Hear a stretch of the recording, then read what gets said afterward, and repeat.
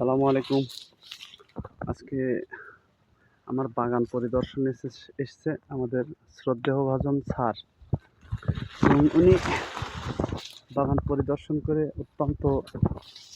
যে অত্যন্ত খুশি। আমার উপরে উনি দোয়া দিয়ে গেল এবং ভালোবাসা থাকলো, এগিয়ে যাও। এভাবে উনি আমাকে দেখে খুশি হয়ে দোয়া করতে লাগলেন। এবং মানুষের দোয়া এমন একটা জিনিস, দেখেন এই দেখেন, এই যে এই গাছটাতে 3 থেকে 4 মণ মতো মাল আছে। তো এই যে দেখেন খালি অবস্থা।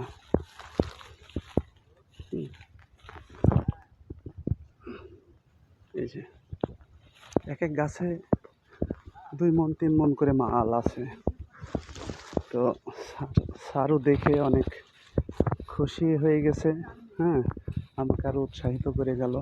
এই যে এই গাছটাতে দেখেন, আমি জানি না আপনারা দেখতে পাচ্ছেন কিনা, তবে প্রচুর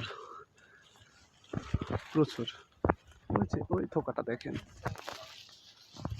তো স্যার দেখে অনেক খুশি, এবং তিনি যথেষ্ট ভালো দোয়া করে গেছে। আর দোয়া, মানুষের দোয়া অনেক বড় একটা বিষয় আমি মনে করি। কারণ আল্লাহর পৃথিবীতে শ্রেষ্ঠ জীব মানুষ, এবং মানুষ মানুষের সাথে অন্যায় না করে তাকে সাপোর্ট করা, দোয়া করা। সেই আমার মুরব্বি একটা কথা বলে গিয়েছিল,